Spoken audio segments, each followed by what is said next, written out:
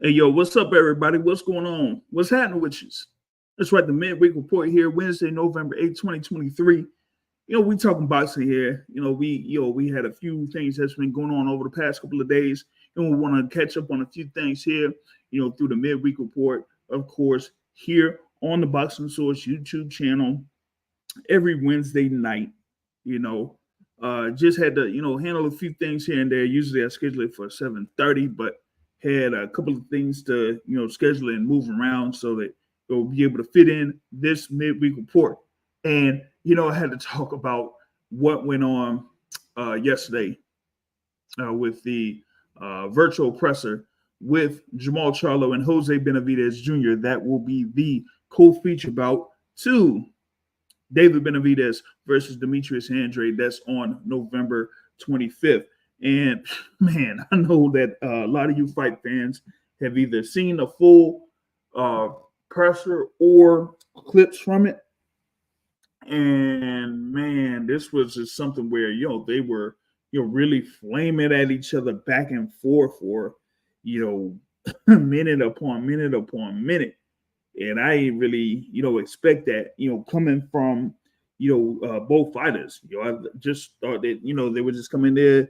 I mean, some people feel like, Jermall Charlo is a guy that, really is amped up and, really wants to go after a number of his opponents before the fight takes place. But with him having this first fight in, over 2.5 years, this is somewhere, you feel like, he would be very excited to get back in the ring, very hyped up, just for that fact. But, he just had some added incentive there, going up against Jose Benavidez Jr. So, I'm definitely looking forward to seeing what happens here in this particular bout. Of course, I was on there for that presser, being able to ask a couple of questions to both of those fighters. And y'all haven't seen that, then you should be able to check that out. Either that, or I'll see if I can try to put that up here in a few minutes. But with given what was happening there, I mean, Jermall Charlo, of course, WBC middleweight champion, now facing Jose Benavidez Jr. And this was one of the things that was pointed out in this presser, was that this particular fight was going to be at a contracted weight of 163 pounds. And I thought that was kind of something there that was notable, and try to see about getting him in there to get Charlo back in the ring. And with his status being as the WBC middleweight champion, I thought they would have had something where he'd be able to be in a position to either like have something to make him have a status with that WBC belt, or have it to where the WBC would say something in reference to that. But in this particular case, they the WBC themselves, they kind of tabled it, and that was also a topic of discussion. Not just during the presser, but after the presser. As the following day, you had comments from the president of the WBC, Mauricio Suleiman, in reference to Jermall Charlo and him being, a great champion and representation for the WBC. But that got some some pushback, from some people, particularly some media folks there. So thing about it is, I thought that he, at least with Jermall Charlo, he kind of like handled that, in a certain way. But we're going to see more in reference to how Jermall Charlo handles the rest of his career after this particular fight. And he kind of mentioned a couple of hints at it, not just from this conference call, but in his follow-up. He had a follow-up interview with the guys at the PBC podcast with Kenneth Buhari and Michael Rosenthal, right?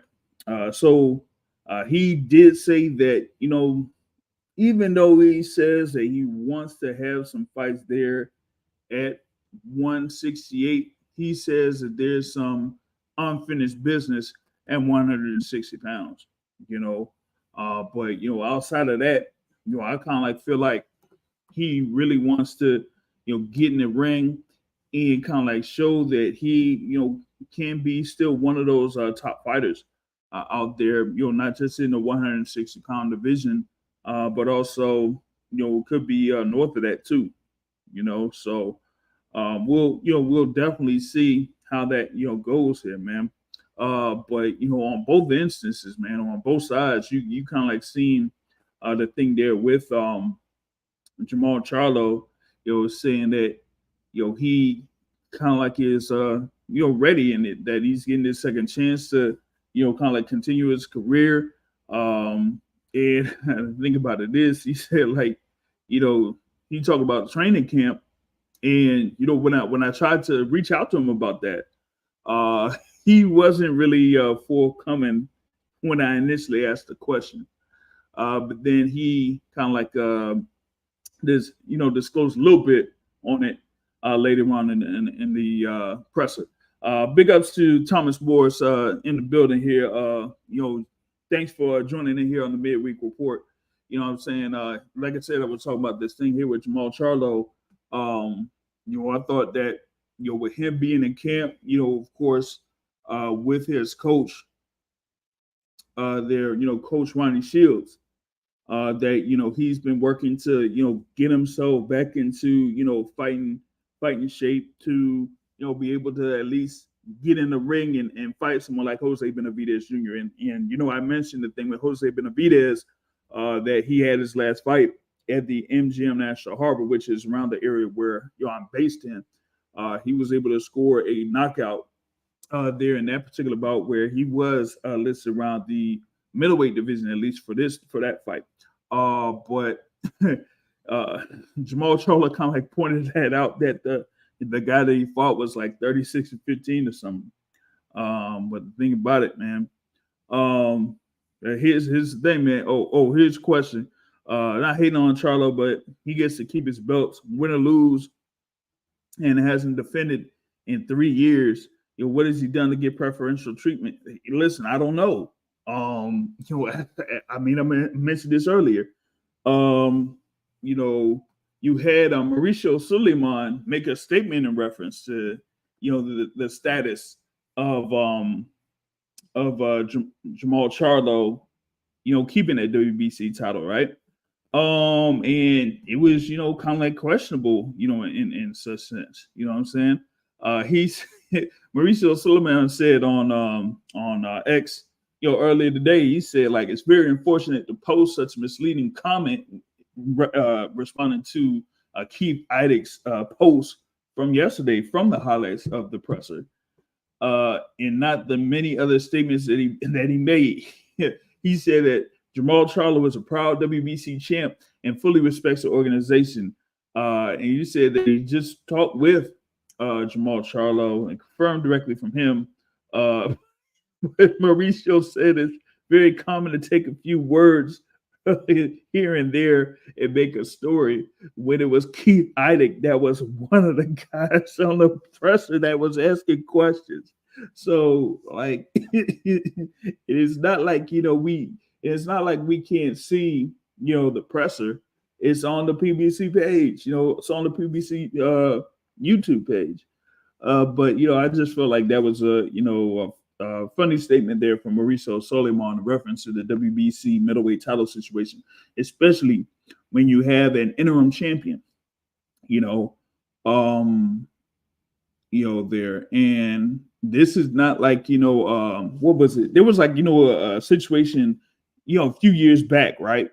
When you had, who was it? Like in the light heavyweight division, right? And the thing was, it was like the WBC, had the champion there. What was it? Donna Stevenson, right? And he had for a long time, he had held the title. I mean, he was active. The thing though, he was like active with the WBC title, but he didn't defend it against the mandatory challenger. Now, at that particular instance, the mandatory challenger for Donna Stevenson was under the same promotional banner And all they did was just, pay him step aside money. And then, eventually you had Eleider Alvarez face, Kovalev, for Kovalev's belt, and was able to stop him to win those belts. So, that's kind of like how that worked out for Eleider Alvarez. He ended up, sitting on the side getting step aside money. But in reference to Carlos Adames, I mean, I don't know if he's got to step aside or whatever it is. And they pretty much made him interim champion anyway. So, with that situation, WBC would have to make a statement saying that, hey, after Charlo has this particular fight, he has to, defend it against Carlos Adames or he gets stripped. But we haven't seen that, that statement from the WBC yet. I think they do have a convention coming up here within the next week or so. Maybe they'll say something during that convention, but as of right now, we haven't heard anything. And I think part of it was, I think last year, Jermall Charlo was supposed to have a fight, but didn't have that either. So they kind of like recycled his status in reference to him being WBC champ, but not quite defending it as at that point. So I think that's basically what that situation was.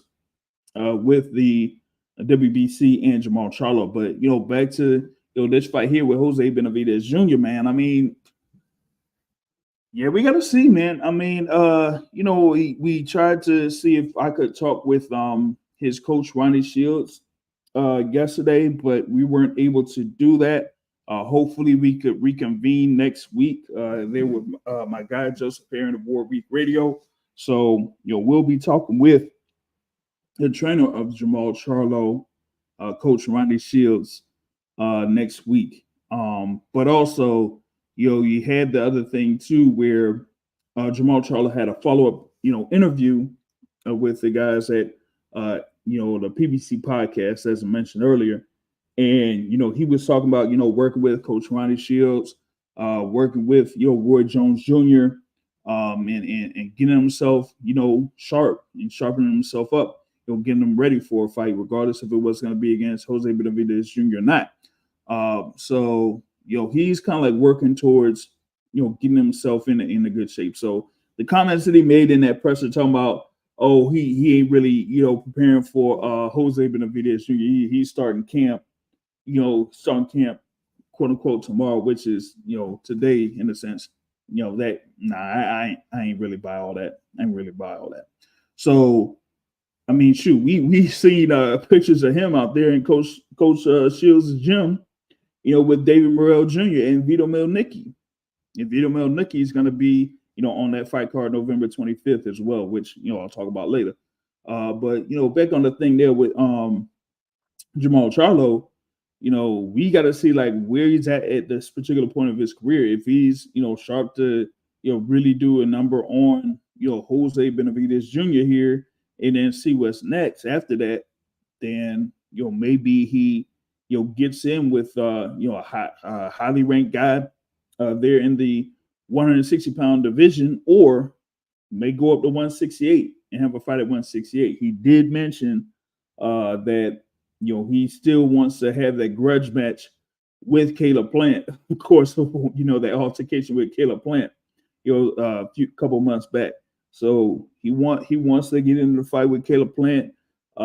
He does see that he wants to get a leg back against Canelo Alvarez, but first things first, though, man, he still has to handle business here against Jose Benavidez Jr. And on the thing with Jose Benavidez, man, of course, he had been doing his thing on the on the big screen, so to speak. Of course, he was part of the Creed 3 list there. So, we did have that, but also, of course, he's had, a couple of fights, since July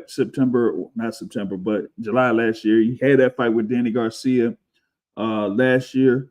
And I mentioned earlier, he was, there at the MGM National Harbor in that Showtime fight card in August, so he's trying to, get himself in a gear too. I mean, he only has, the 2 losses to Danny Garcia and to Terrence Crawford. But, after that Terrence Crawford bout, he had that, layoff of about 3 years himself, so he had to get himself back into a gear to get into, the fighting shape too. But we got to see if he's going to be able to do a number on Jermall Charlo. I mean, he's there. He's, a tall guy there at like 5'10" with a reach at 71. And he said, like, of course, coming off of the movie, that he had been walking around at like what, 190 or something like that. He said 190. So that's kind of huge though, man. But even then, he was like saying, hey, he comes from, whatever he weight, 190 or 180, and then he's going to be down to 163 for this fight against Jermall Charlo.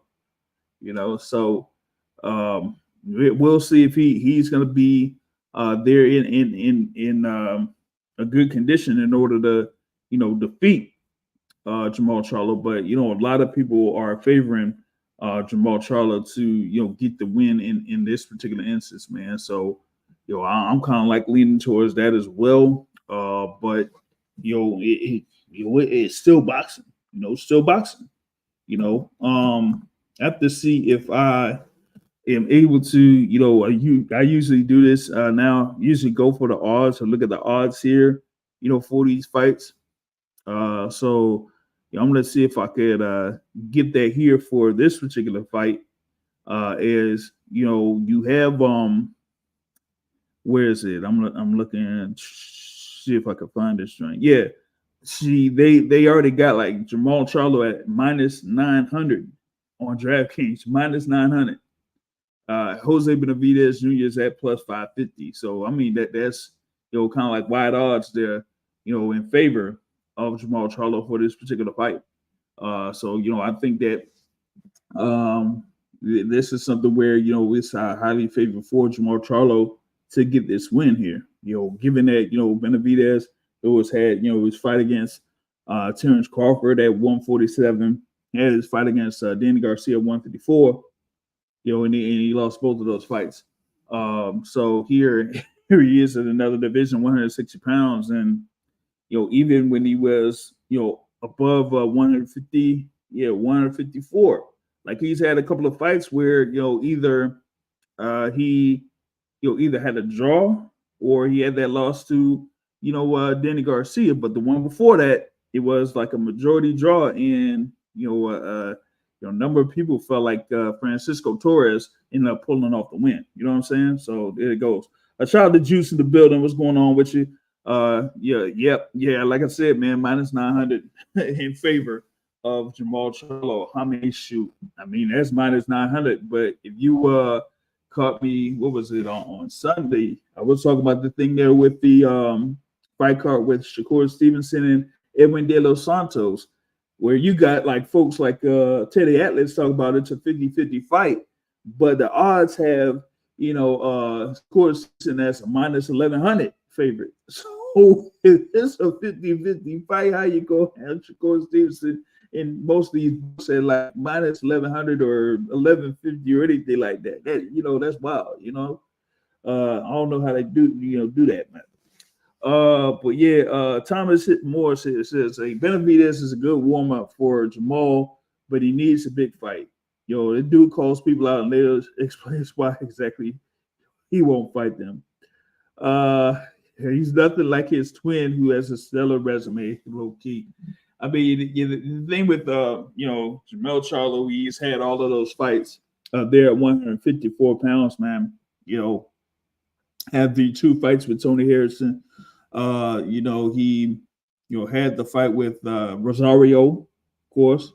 We was able to have the 2 fights with Brian Carlos Castaño. So, definitely was able to build a good resume there at 154 pounds. Know that there was, other number of other fighters that he faced there at 154. So he definitely built up a resume. You know what I'm saying? Definitely built up a resume there at 154. While for Jermall Charlo at 160 and at 154, I mean, he was able to, stop J-Rock, go there at 154, and then, moved up to 160, and, he tried to get in or secure a bout with Canelo Alvarez, moving up. but wasn't able to secure that. So he faced, Centennial, Korobov, Brandon Adams, Sergey Derevianchenko, also, but nothing where was a definitive fight there at 160. But for me, man, 160 ain't really. I'm sorry, y'all. 160 ain't really all that hot, man. It wasn't really all that hot. You had, of course, two fighters, on there for some time, Canelo and Golovkin, but those two guys face each other and really didn't face anybody else. Didn't face, Charlo, didn't face Andrade didn't face anybody there at 160 also, so with Jermall Charlo, he really didn't have much of a resume there at 160 pounds. So after this particular fight, it'll be interesting to see what happens next with him, because if he gets the win, he's pretty impressive with that. He could, like I said, stay in there at 160, or move up to 168. Go after those guys at 168. He was talking about maybe going after David Benavidez. After this particular fight, if David Benavidez defeats Demetrius Andrade. So a lot of options out there for Jermall Charlo. After November 25th, if he gets through this bout here against Jose Benavidez Jr., man. I mean, there's just a lot of options. Now, on Jose Benavidez's side, like if he's able to defeat Jermall Charlo and hand him his first loss, I mean, that would really derail a lot of things there, especially for Jermall Charlo, one. But then, put Jose Benavidez Jr.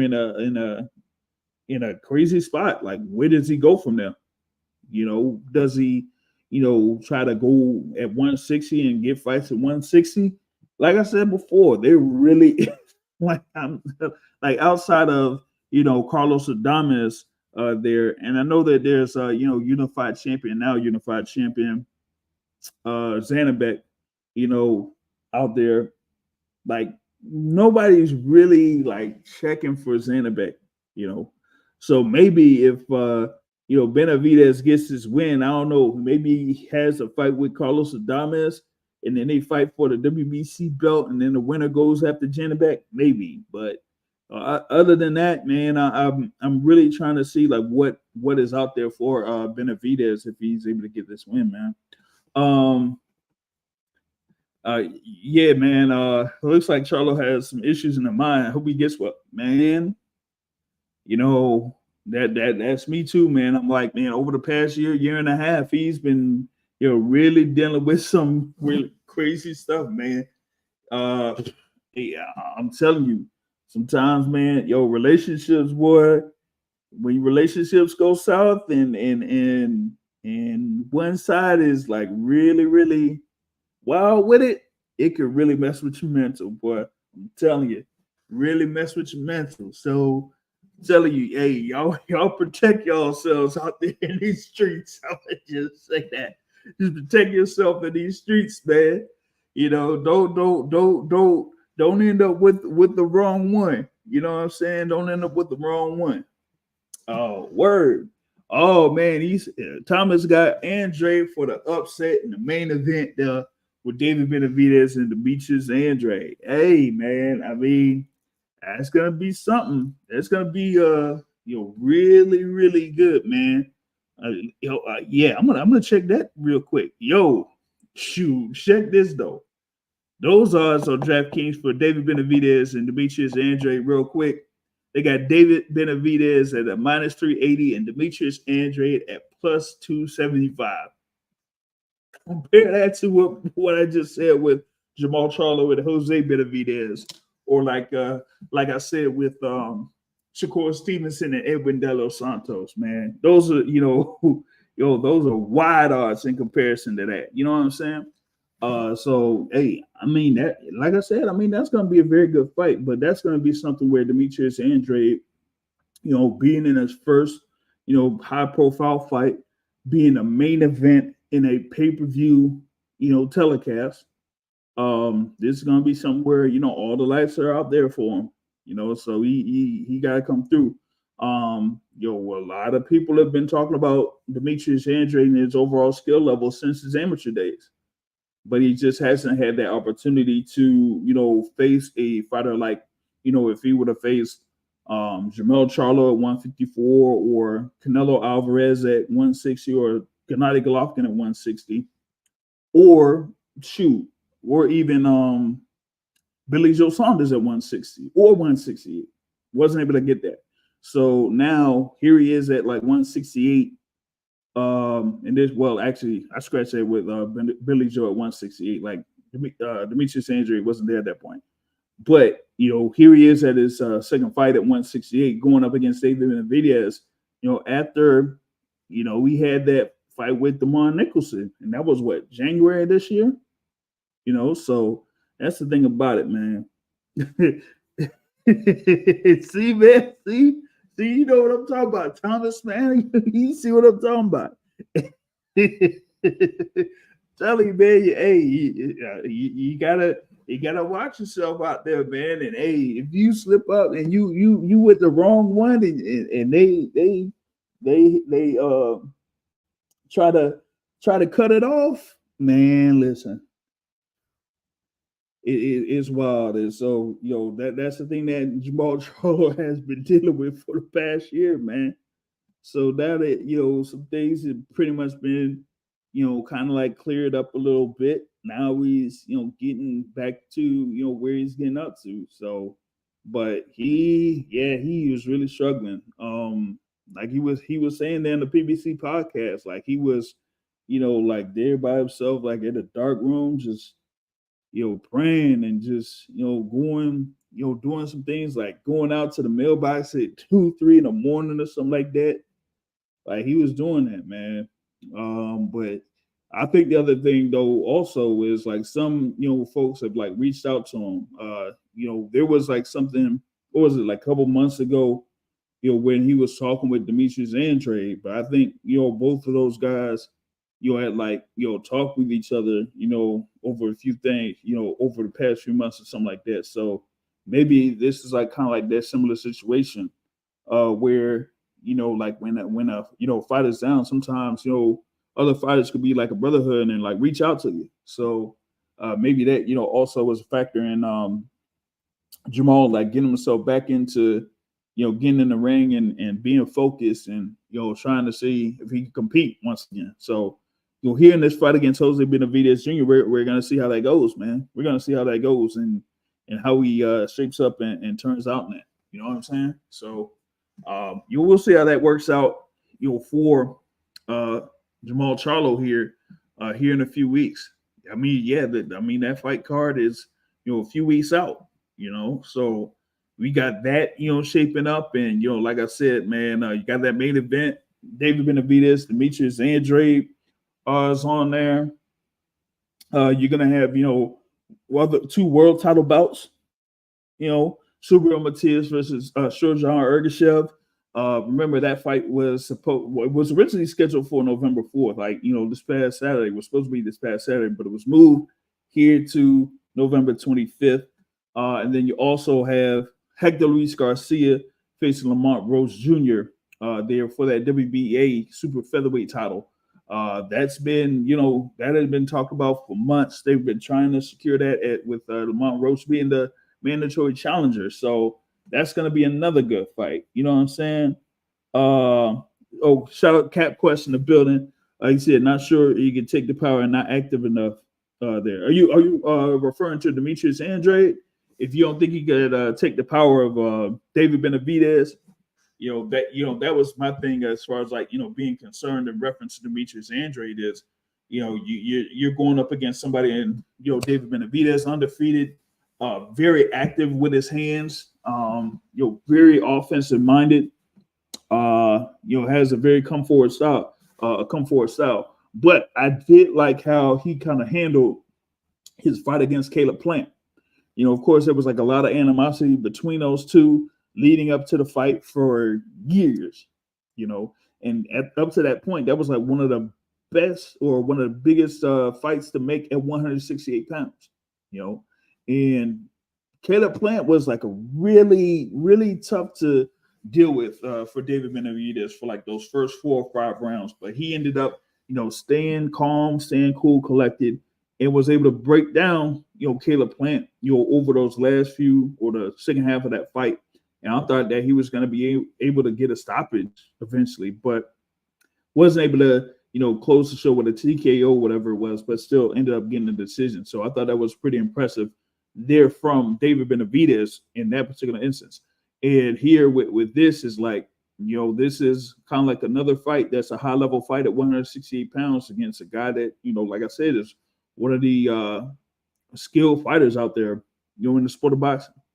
And of course, they said in that presser, like they ain't really saying that this is a fight to see who gets Canelo next. They just focusing on each other. You know what I'm saying?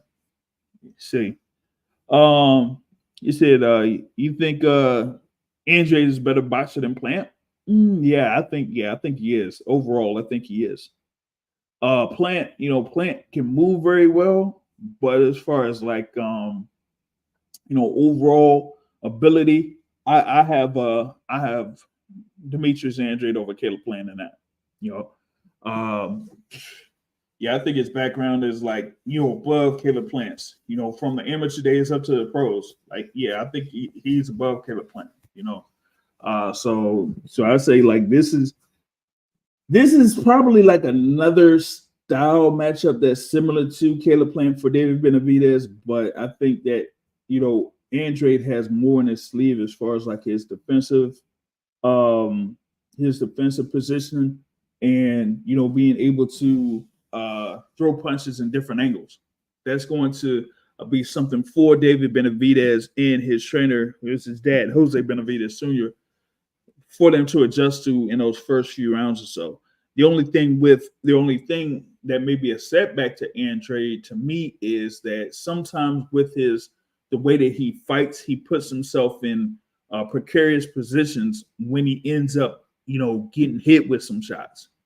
And so that ends up, saying, hey, so you can have a flash knockdown. And if you have a flash knockdown there that scored against you, you're pretty much behind already. So Demetrius Andrade really can't afford to, have something where he has an early knockdown scored against him, So Thomas here, picked Andrade. He says that he sees David Benavidez jumping on Andrade early and that Andrade neutralizes it and goes into the later rounds with the lead, tires out, but his skill set allows him to weather the storm.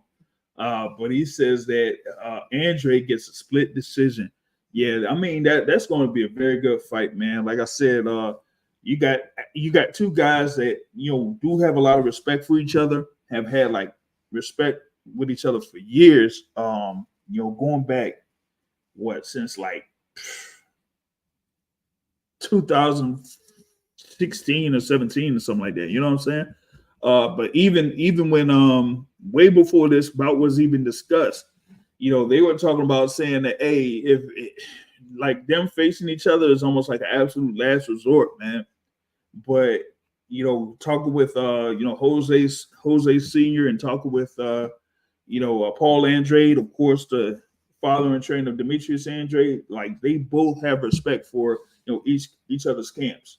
So you're going to see a very good scrap between these two, but they're definitely saying that this is going to be something where they are going to show their best, but also have like a lot of respect for each other. You know what I'm saying? So it's a distinct contrast, seeing David Benavidez and Demetrius Andrade in comparison to Jermall Charlo and Jose Benavidez Jr. That's for sure.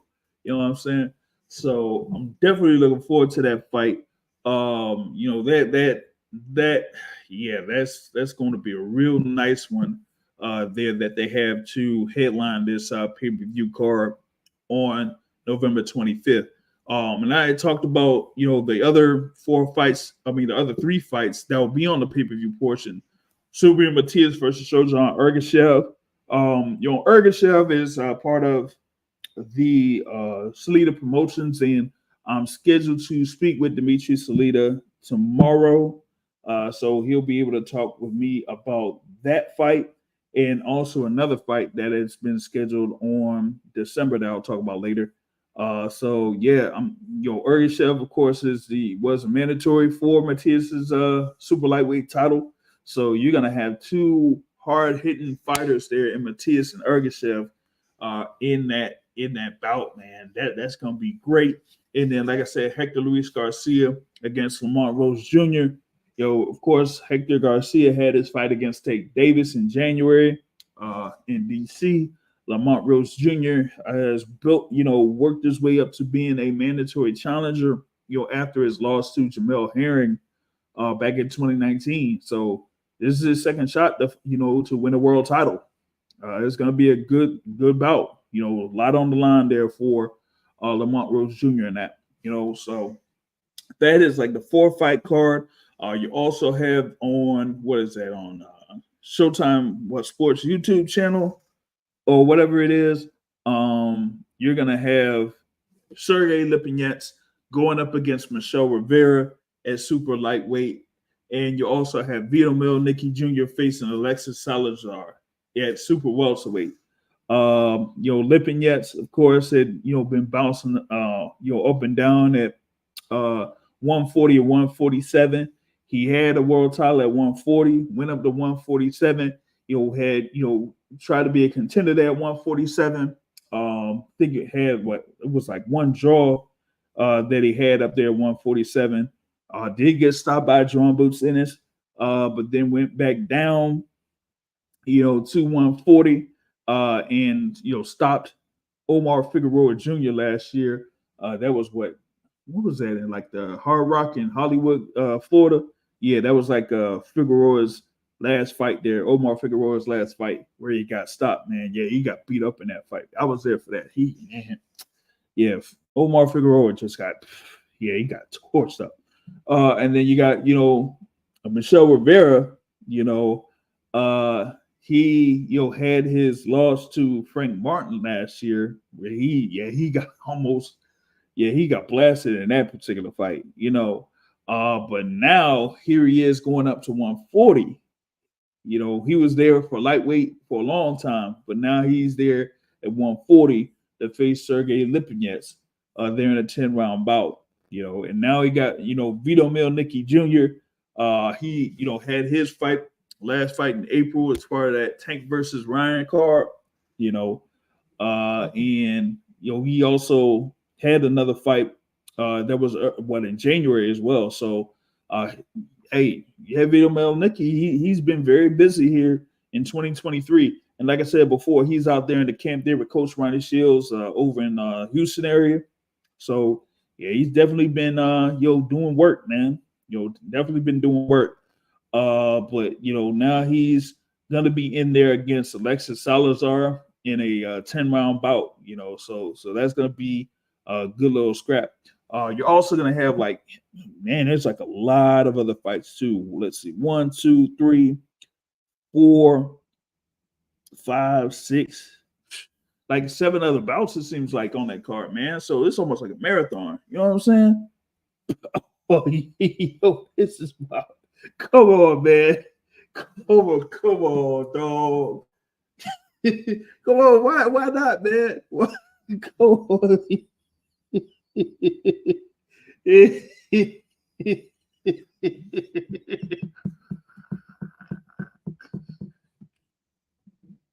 That ain't right, man. That ain't right. Hey, but yeah, Cap. That is part of that November 25th card in Las Vegas. That's on the Big Globe Ultra Arena in Mandalay Bay. This is part of that David Benavidez Demetrius Andrade card. They're also going to have part of this Pablo Vicente versus Muhammad Yakubov at a super featherweight title eliminator, WBC super featherweight title eliminator. And that, the winner of that will be, facing Oshaki Foster, of course, who, had the 12th round stoppage win over Eduardo Rocky Hernandez over in Mexico, a couple of weekends back, where, one of the judges had scored 11 rounds for Rocky Hernandez in that bout. That was wild. That was wild. But but that particular fight, that'll determine the next challenger there for O'Shaquie Foster, because I don't really think that Foster will be able to have the opportunity to unify there at 130 pounds. Like we just said, you got Hector Luis Garcia here defending his title against Lamont Rhodes Jr. You recently had the thing, what was it,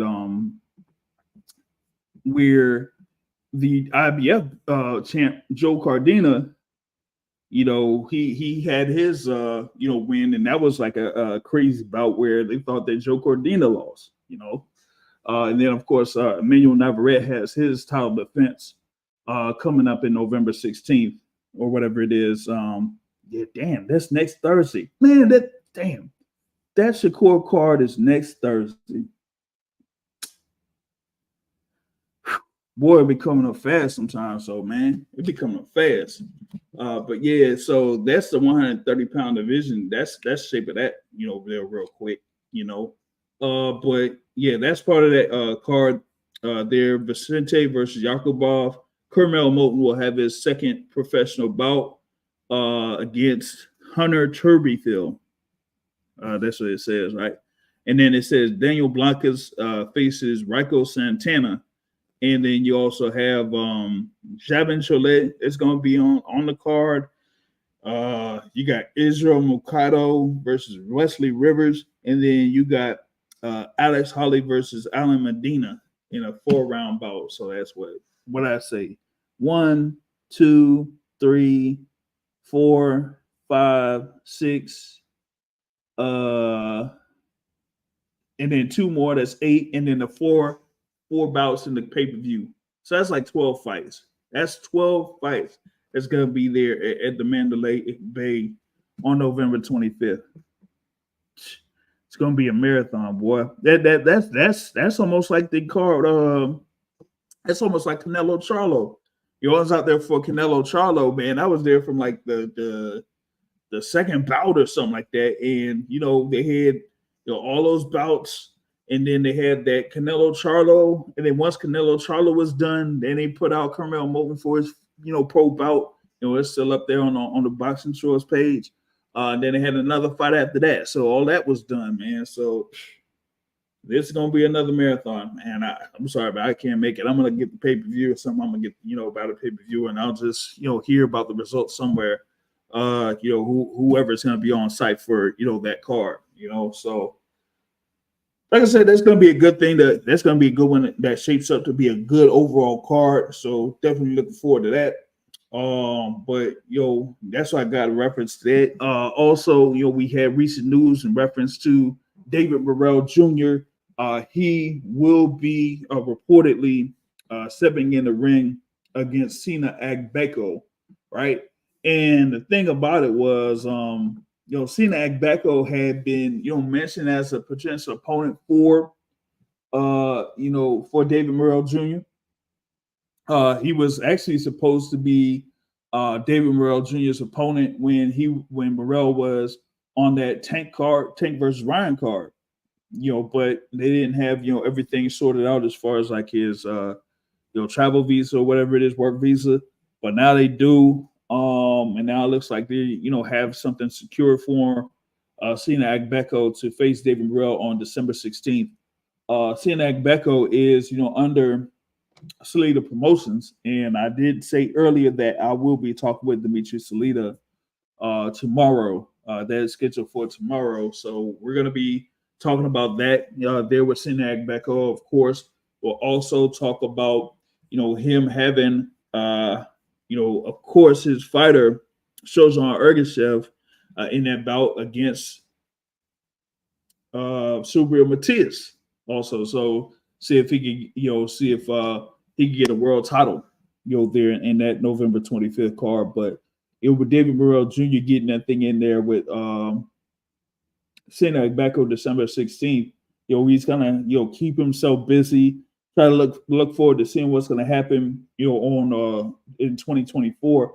Because David Morrell wants action with all the top guys there at 168, whether it's Caleb Plant or David Benavidez or Canelo Alvarez or Demetrius Andrade, or whoever that David Morrell wants action with any of those guys. But for the time being, they're gonna keep him going, keep him active here, so he'll be able to have 2 bouts here in 2023. But what else is out there, man? I heard that maybe they have some more negotiations with Deontay Wilder and Andy Ruiz Jr. Like it looks like they're trying to revisit that. I thought that fight would have happened this year. Regardless of what the situation was in reference to the PBC deal with Showtime Boxing, I still thought that Deontay Wilder and Andy Ruiz Jr. would be able to have a fight and secure that fight, but it didn't quite happen. Now it seems like they're revisiting it. That maybe it could happen next year, but that remains to be seen. Of course, both of these guys are former world champions. They're in the heavyweight division, but they have definitely been sitting on the shelf for a while, man. Of course, Wilder hasn't been in the ring since he was at the Barclays Center last year. Where he had that first round knockout, over Robert Helenius. But since then, no action. No action from him. Andy Ruiz Jr., of course, he had those 2 fights with Anthony Joshua in 2019, but his last bout was against Luis Ortiz last year. So both of them haven't fought since 2022. I mean, that's you want to, especially in the heavyweight division, you want to try to be as active as possible, especially if you're up there in age or something like that. Now, I wouldn't say that, I don't know if Andy Ruiz is up there, but Wilder is up there as far as being 36 or something like that. So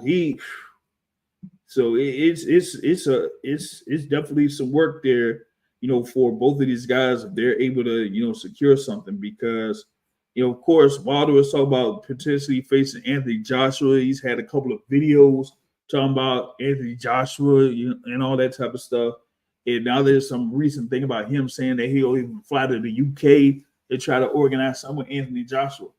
But even though that's probably the fight that a lot of fight fans want to see, I'm not necessarily certain that that's going to be next for both fighters. So for the time being, for Deontay Wilder, see if he can get in there with Andy Ruiz Jr., get that fight done, get it through, and then we'll see what's next. Because outside of that, there really ain't much action left in the heavyweight division. I'm just being straight up. Ain't really that much action left in the heavyweight division. So either go in there for Deontay Wilder, get in there against Andy Ruiz Jr., or try to negotiate somewhere you get a good deal fighting Anthony Joshua, and that's that. He says, what kind of chance to think that Ruiz has? I don't know, man. I think he might have some type of a chance, but the thing I mentioned earlier is both of these fighters had been out of the ring for a long time. It's been over a year now for both fighters. So I don't know where they're at this particular point of their careers. They could be in the gym, they could work out, they could, get in the ring and, bounce around and do, some sparring sessions with some fighters. But it's a whole different animal when you try to prepare for an opponent, especially one that's in the top 10, the top 5 of the division, especially with Deontay Wilder on the side for Andy Ruiz Jr. Deontay Wilder, is there 6'6", 6'7"? Who are you gonna have out there that kind of mimics or tries to do some things to do the mannerisms that Deontay Wilder does? Because Wilder, fights in a different style than Joshua, or different style than Fury. And to be honest with you, Joshua, Fury, Wilder are pretty much the only guys out there at the top level that are 6'6" and above. So who do you have out there that's gonna try to mimic something like what Deontay Wilder does out there that Andy Ruiz can prepare for? While on the flip side, with Deontay Wilder, I think he likes fighting guys that are short, like that are probably about 6'3", around 6'3" to 6'4", something like that. I think he likes fighting those type of guys because he's able to use his range better in that situation in comparison to fighting a guy like a Tyson Fury. Like when you can't really do that and you have to fight as a like as the shorter fighter, you ain't really used to that, then you kind of like fight like you're not comfortable doing that, and you kind of like seeing that with Deontay Wilder against Tyson Fury, that he wasn't completely comfortable fighting like that, But here with Andy Ruiz Jr., Ruiz is there at like 6'2", and he doesn't really move that much, So all for me, all Deontay Wilder has to do is just keep his range and just move around a little bit, and he could shoot. I say Wilder could get a stoppage there on that one, man. Let's see. Frank Sanchez, dark horse of the division, man. I don't know.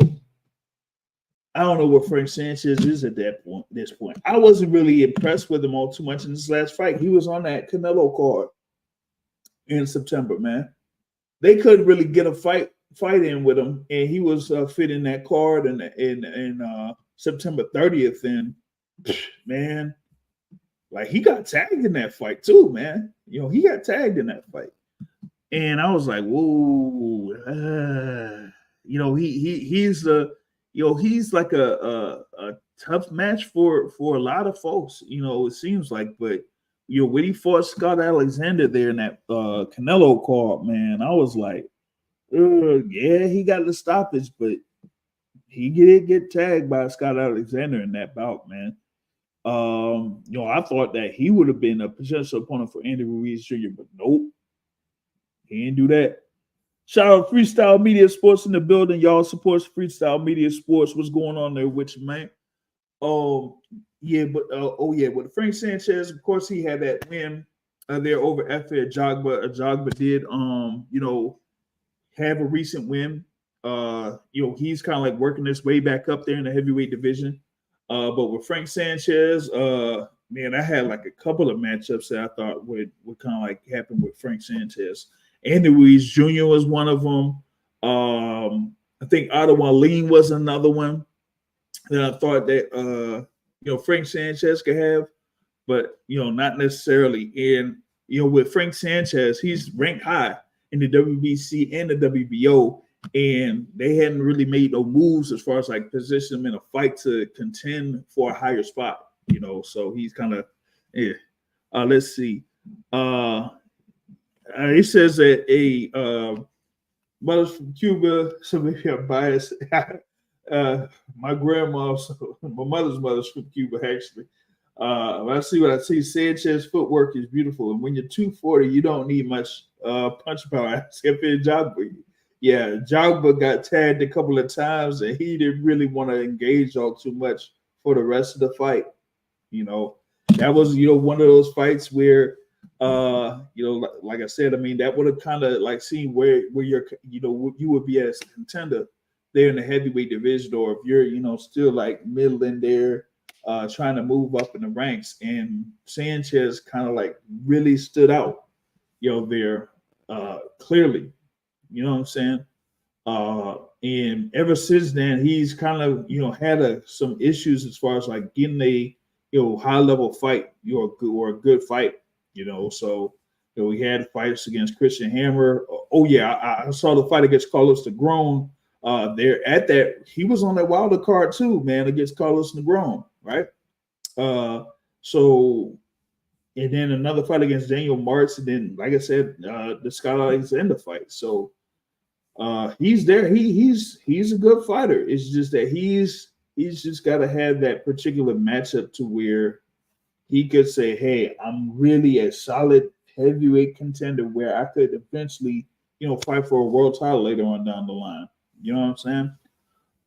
So yeah, we got to see where Frank Sanchez is at this point.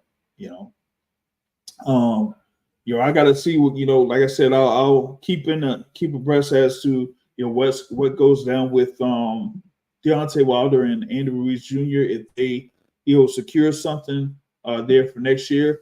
But like I said, I mean, the thing about it is we got to see where PBC or Premier Boxing Champions or the thing with promotional companies there like TGB Promotions. We got to see what happens with that. Now there was something released where it said TGB Promotions put in a date request for what is it, Las Vegas in January. So after we see what happens here the next couple of months, then we'll get a new deal that's going to be announced for PBC or Heyman Boxing, and then we'll have these fights come up. So I know that Tank Davis has something coming up for January. Of course, his birthday was yesterday. If y'all see me on the Rise podcast yesterday, we talked about that. Talked about Tank. He has something coming up, pretty soon. So looking forward to seeing what happens with that.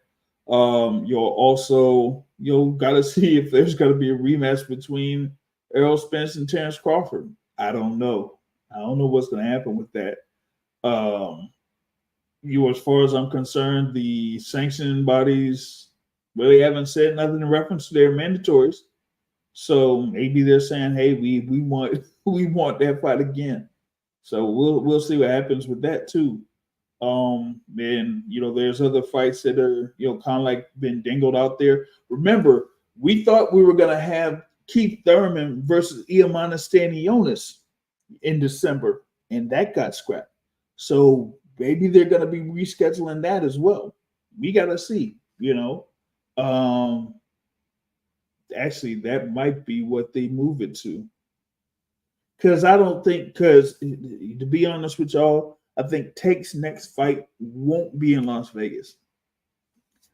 I feel like it's going to be closer to home, to be honest with you. So you do have that. So with that being said, of course, the thing with Stanionis and Thurman, they were supposed to be fighting in Las Vegas, right? So if that was going to happen on December 9th, it was scheduled for December 9th in Las Vegas. So I say if they're going to have that date booked or reserved for January, see if you move it for January. I say that, both of those guys will probably, in camp, already. So why not just say, hey, you know what? We'll just, push this off, and have it for January, and then y'all could go ahead and fight in January instead of December. So I could probably see that happening there for Keith Thurman and Iamana Stanionis. You know what I'm saying? But we also gotta, like I said, we also gotta get other news from these other fighters that probably had something set up, but we'll have to wait it out. And hopefully, with this new deal, that they have more dates available for these fight cards to happen to have these fighters fight. We'll see, because that's the thing that I'm kind of like watching out for. Do they have enough fight dates for these fighters to actually have these fights? Because we have way too many fighters sitting around twiddling thumbs, man. Somewhere for them, yeah. It's like two generations back, man. 2 generations back. Like part Cuban, part Bahamian, and part native. I'll just say that, So thanks for subscribing. Thanks for the support. You also have a channel where you're talking boxing too. We'll be able to support as well. You know what I'm saying? But yeah, like I said, I got to see what's going to be, what else is going on there for that pending deal with PBC and their new network that they're going to be working with. So we'll see how that goes. But with that being said, that's mainly the midweek report. Was here for about an hour. Like I said, looking forward to seeing what's happening November 25th. Like I said, you got David Benavidez versus Demetrius Andrade headlining the fight card. They ain't for no WBC interim title, as David Benavidez is supposed to be the interim champion, but interim title ain't on the line. Of course, Jermall Charlo versus Jose Benavidez Jr. You got Hector Luis Garcia versus Lamont Roach Jr. You got Subaru Matias versus Shojan Ergashev. That is your pay-per-view card for November 25th. And you got Vito Milnicki that's going to be in action. They're on that card as well. And you're going to have Sergey Lipinets versus Michelle Rivera. And like I said, I'm going to be interested to see how Michelle Rivera, comes out for this particular fight because he really got tagged up by Frank Martin, and that was at 135. Now this particular fight is at 140 pounds, and Sergey Lipinets is really, really good there at 140 pounds, and we saw what he did with Omar Figueroa Jr. And I don't think that Ali, as they say, Ali Rivera can afford another embarrassing loss, man. I just don't see it, so we'll see how that turns out there. But that's what I got for the midweek report. We'll see what other news we have coming up. Like I said, I'll have the interview with Dimitri Salita. That'll be posted up here tomorrow. I also have like other clips here that I have to post up. You also see the social media things that we got here, of course, on Instagram, on Twitter, also on Facebook too. So you can also excuse me. You can also like the page on Facebook, y'all. You know what I'm saying? You support the Boxing Source. We've been doing work here, for y'all, for boxing fans, and for those following the sport of boxing. Try to keep y'all informed. You know what I'm saying? But I will catch y'all. Like I said, usually have the podcast on Sundays. You can catch me on Tuesdays there with Joseph Herron of Warwick Radio Network. We'll have Coach Ronnie Shields hopefully next Tuesday. And like I said, I'll be right back with the midweek report next Wednesday. So until Sunday,